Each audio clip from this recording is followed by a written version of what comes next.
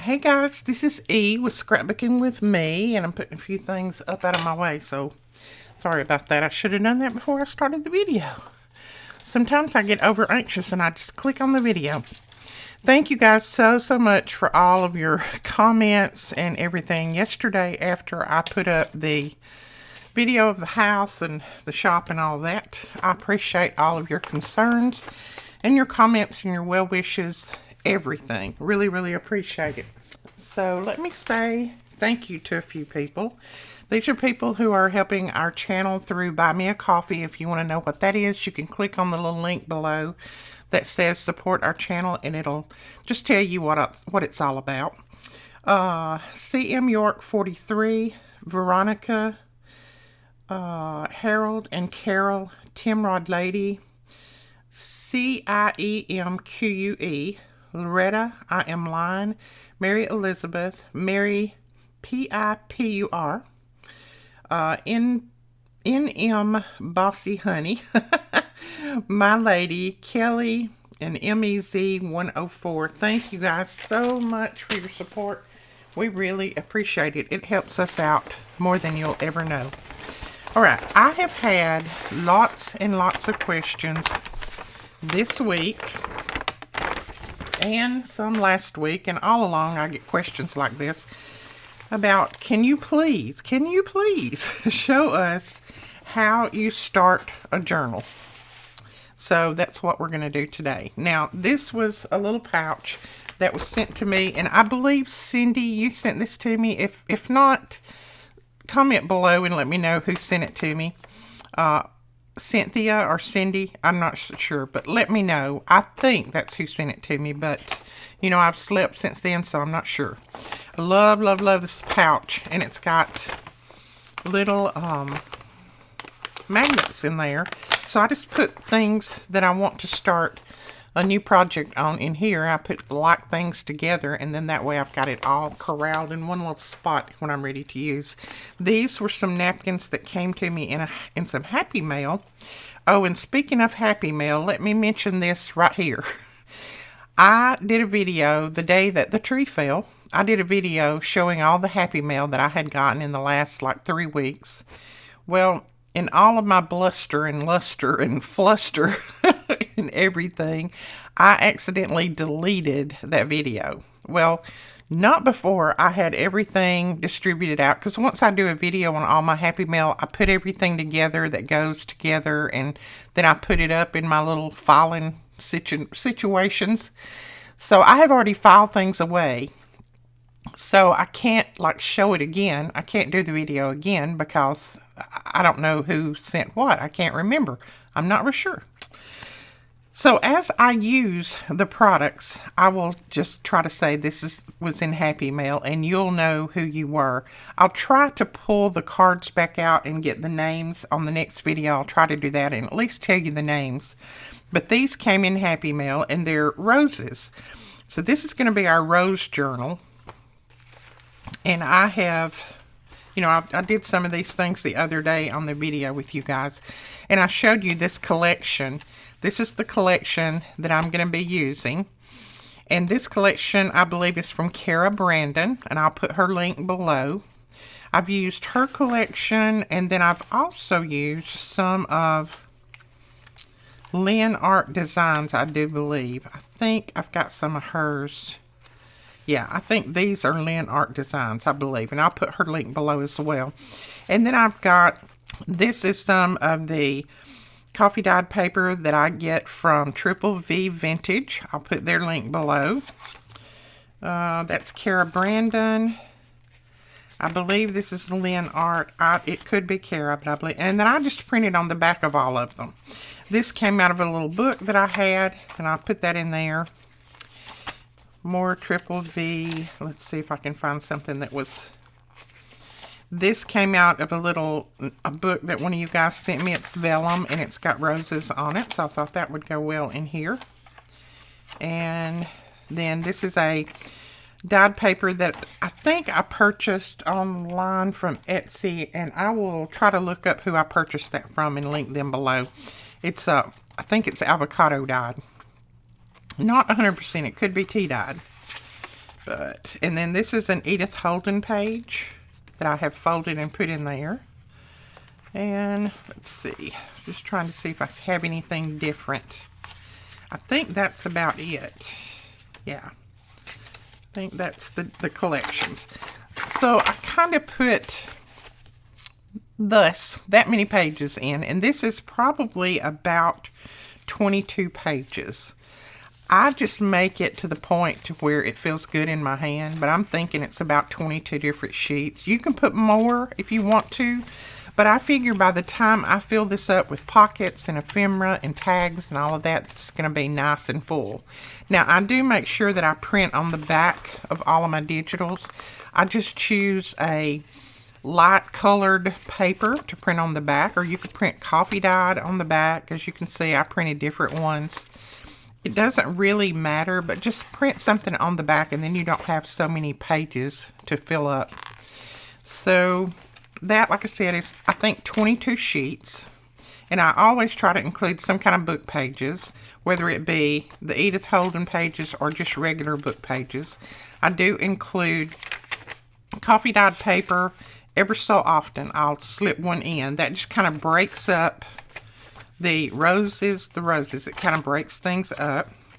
And then I try to include either a vellum or an odd sheet of some kind. Just, it could be vellum, it could be, I don't know, tissue paper, anything. Just something that's a little bit different texture. You want quite a few different textures in your journals. You don't want everything to be the same texture. That's why I like these book pages. They're a completely different texture, and you just want lots of different textures. Somebody asked me one time, why do you use cheesecloth? It's just plain, it's nothing. It gives you another texture, and the texture is what art is all about.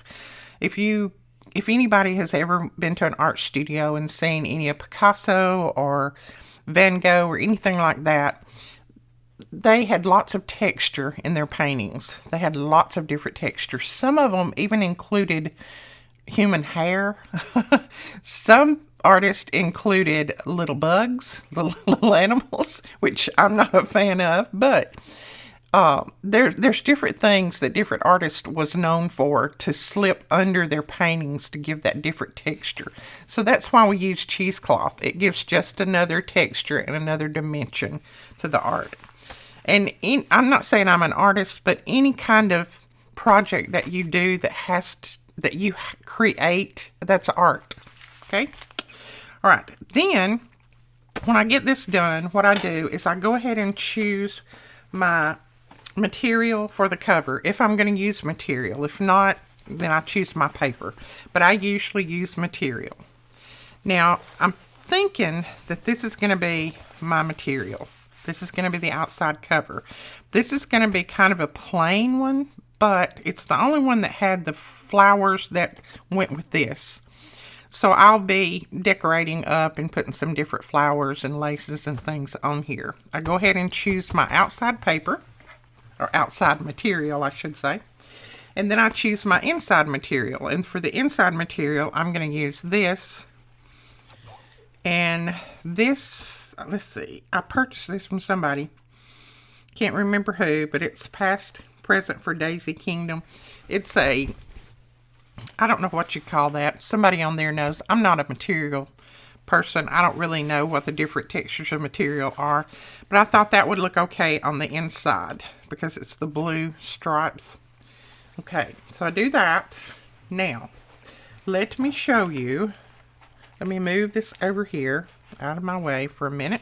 Now, I don't trim down these edges right here. I like for my pages to be different widths here. Some people go through and they trim all this down so that they can be the same size. I don't like to do that because sometimes you cut off some pieces that are really, really pretty. I put lace on the end of a lot of mine anyway, so it doesn't matter. I don't have to do that. Okay, now I've got a couple of pieces here that are going to need to be trimmed in height. Those two there. So I do kind of go by my height. I try to make everything the same height. So I'll go through and I'll trim those off to make sure that everything's the same height. But it doesn't have to be the same width. Now this is, it is 5.5, a little bit over 5.5 by, it is, let's see, put it on the right mark. It is 8.25. So it's 8.25 tall by a little over 5.5 wide. So I want to make sure that my cover is at least 8.75, because you want to make sure that you add on a 1/2 inch at least. Sometimes I add on a little bit more. So let me get a piece of paper and we'll write some of this down. I'm going to cover this anyway, so we're going to write it on there. So if I've got 9 inches tall and 5.5 wide, no, I've got 8.25, don't I? I've got 8.25 by 5.5. So the 8.25 is the tall. This is the width. And can you see that? I think so, maybe. Let me use that marker, and I know you can see it. Somebody said the other day, you need to use a magic marker because we can't see what you're writing. Okay, 8.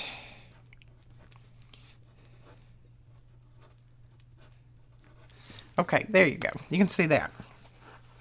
So I know that I want to add on a little bit when I cut my material onto the height and the width. Now I usually just look at it and I go, okay, I know I want to add a 1/2 inch, but that would just be 1/4 on top and on bottom. So sometimes I'll go ahead and make it 9 inches, and I'll show you why in just a minute. And then on this one, I make it 6 inches. I don't add that full inch on here. You really don't need it on your width, especially if you're going to add laces and different things like that. Your height, you need to make sure that it's pretty precise, but not always on your width, because you can adjust your width. Even if your material was cut back to here, I can adjust my width by adding a really pretty piece of lace on the end of it. It's hard to do that on your height without making it look kind of funny. All right, so I know that I want my material cut at 9 by 6, okay? And 9's going to be my height. So I take my material and I want to see which way the pattern runs. Now on this one, it doesn't really matter because it looks like the pattern is running in all different directions. So it doesn't matter a lot. I'm going to close this so I don't get that on my piece of material here. And then I usually check the end of the material and I make sure that it's straight. If it's not straight, you need to straighten that end. I go ahead. Now, you know that you let me start over with this. I know I need it 9 inches tall, but instead of 6 inches wide, you want it at 12 inches. So make sure that you cut your piece 9 by 12, not 9 by 6. That would only cover one side. Sorry about that. I messed up a little bit. So 9 tall and 12 wide. So I know I want to cut this 12 inches this way. So I put it on my grid mat here. There's 10. So if I go to right here, that would give me my 12, and that's at 22. Now, I like to tear my material. If you don't like to tear it, then you can cut it whatever way you would want to. I just make a little slit and then I cut, or I tear. Okay, now that is, before I go any further, I usually fold this over and I put my little book in here. And I just make sure that I'm going to have enough material to come over the edges if I folded that around. And you can see I have just enough. Well, it's a little bit extra. I have a little bit extra, maybe I'd say 1/4 inch, and that's good. You don't need more than that. Like I said, if something happens and you cut it a little bit short, you can always run a piece of lace down through there. I do a lot of times anyway, so it really doesn't matter. Or if you're just uncomfortable with cutting it that close, you can go ahead and cut it a little bit larger. Okay, now this way we want to make sure that this is 9 inches tall. So I'm going to cut that right there. And you'll find that your material is a little bit harder to tear one way than it is the other. That's just the nature of material.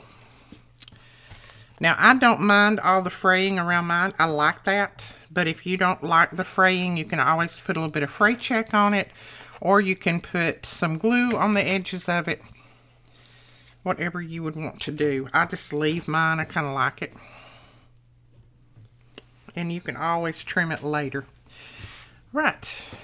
Now, once again, I take my pages and I lay it in here and I look at it. And that looks pretty good to me right there. I've got room at the top, I've got room at the bottom, and I've got room over here. Okay? So again, we'll lay that aside. Now, we have to cut the inside piece. So all we're going to do is cut the inside piece the same size as this. So we're going to cut it at 12. Now it's just looking at this edge, it's not straight, so let's go ahead and straighten that edge up. And I just cut it and tear it. Normally, if you cut it and tear it, it'll straighten the edge up. Now, I found a piece of material the other day that it wouldn't straighten up. The more I cut and tore, the more crooked it got. So I had to end up using my big roller cutter, and cutting it by hand, and I don't like to do that. Okay, we're going to cut this 12 because I want my stripes to go this way. So we're going to cut it at 12.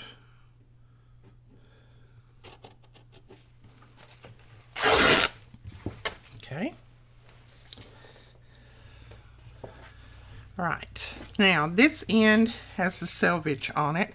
I don't want to use that. This end looks pretty straight.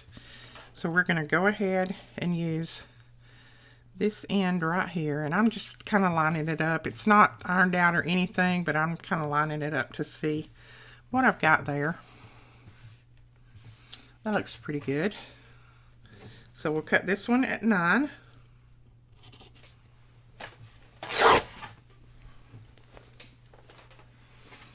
Okay.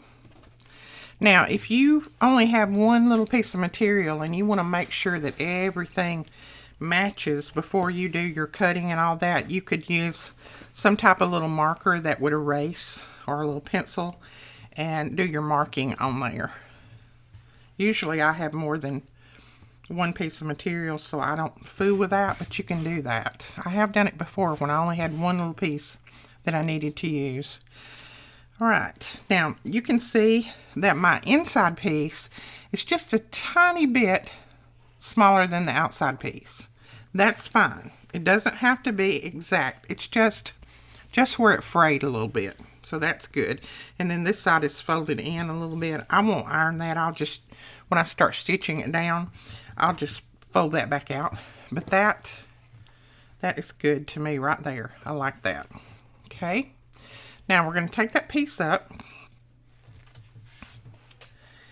Then what I use a lot of the time, I don't use it all the time, but most of the time, I use some of these old bubble envelopes.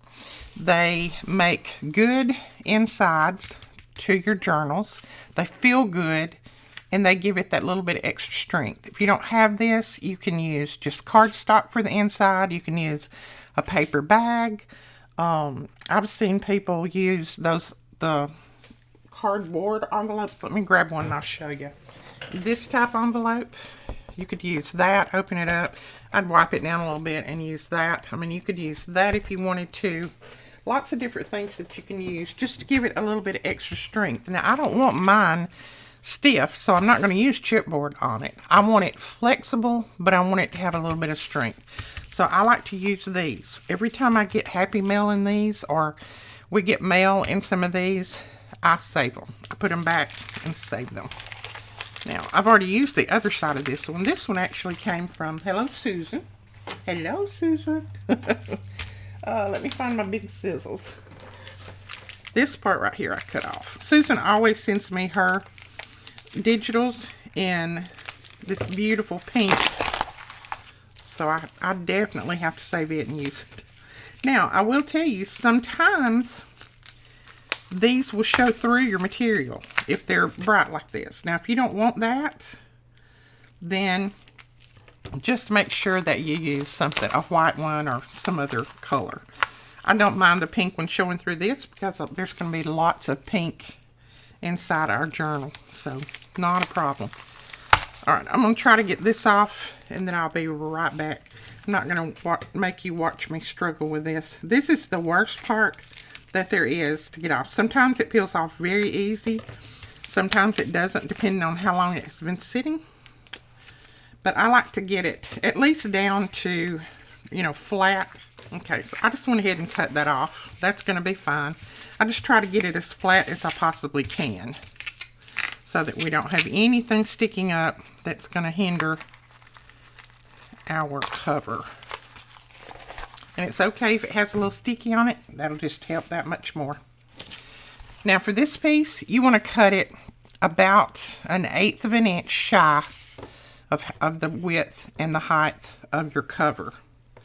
So I usually put it on my cover, and then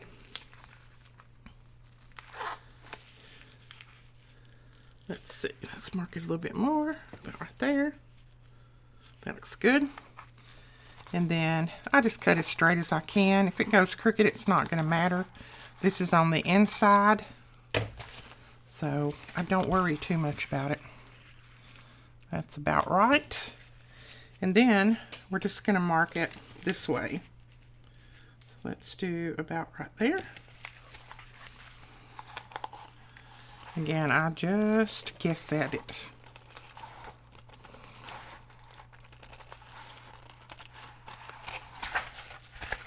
Okay. Now let's see. You just want to make sure this doesn't stick out anywhere. If it sticks out, it's not going to look good. And it's hard to trim this once you get your cover made. So trim it now if it needs it. I'm a little bit crooked, so I'm going to trim that off. Alright, that looks good right there. A little bit more right here. I just went really crooked when I was cutting. Okay. There we go. Now I think I'm going to let this pink side be the upside, just because, so you can see just a tiny bit of that pink through there. I don't know if you can see it or not, but I can see just a shade of it. So I'm gonna let the pink be the upside. Now what I do is I take my glue stick. I don't know if all glue sticks work this way or not, so I can't advise you on what glue stick. I know ours does. It works great on this. And I put glue, and I don't put glue all the way to the edges because I'm going to stitch this. Now, if you're not going to stitch, make sure that your glue goes all the way to the edge. But I put just enough glue on here to kind of hold this material in place. So when I start to stitch, I don't have to worry about it moving all over the place. Okay. Now, once I get that on there, let me grab a clean card. I have a clean card up here that I use for this. I take my clean card, and I'll just make sure that I rub out any little places that are trying to fold up, any wrinkles, anything like that. And then I flip it over, and I just make sure that it looks pretty centered. And it does. It's good enough. Now on this side, we're going to do the same thing. We're going to put some glue on here. Just run some strips down through there. This glue does not show through your material, so it doesn't hurt anything. Your liquid glue a lot of times will show through your material, and it makes it look wet. So I don't always use liquid glue. Well, I very seldom use liquid glue when I'm doing this. Now this one, I'm going to stretch a little bit, just like that, because I've got that little fold up there. So I'm going to push it, hold it at the other end, and stretch it. Make it nice and tight there. And don't worry if it tries to fold up a little bit on the edges with you. You're going to be stitching it a little bit anyway, so don't worry about that. So that is the way our cover's looking. Now I'm going to trim these off for now because I don't want them to get caught up in my sewing machine. But you don't have to do that. That's just me. Alright, when I flatten that out, that looks good. Okay, now if you have a material that this is directional and this is directional, just make sure that you put it together the right way. This is going to be my front. See, if I put this one on the front, it's not going to have any flowers here. So this is going to be the front right here. So I just needed to make sure that I put, if this was directional, which it's not, that I put this one the same way up as this one. So make sure that your pattern is running the same way. Now, here's another thing. If you're going to, this is the bottom, this is the top. Sometimes I'll mark it with a little piece of tape or something just so I can remember. But if you're going to put your lace on and you want your lace pocket to run all the way across, go ahead and put your lace down now. Most of the time I don't. I wait and I put my lace just here and here. But today we'll go ahead and stitch it on there. So let me grab some lace that's the width that I want. Okay, I think this one will be it. Let me see. Yeah, that one will work. This one was cut off of a wedding dress, so it has a little bit of material left here at the bottom that I'll trim off.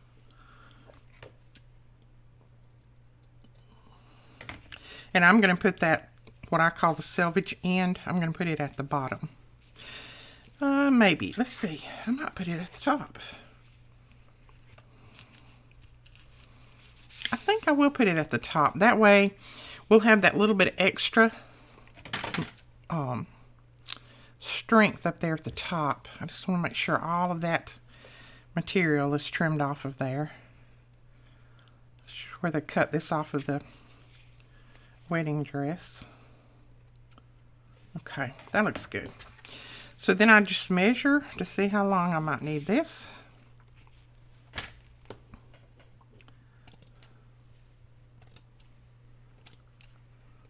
Okay, and these are our little lace, and a lot of people are calling them bones, and that's fine. My son-in-law Benji calls them bones too. They're our lace and ribbon holders. They're for sale in the shop. In case you're wondering, I have a lot of people ask me questions about what they are every time I use them, so try to make sure I tell you.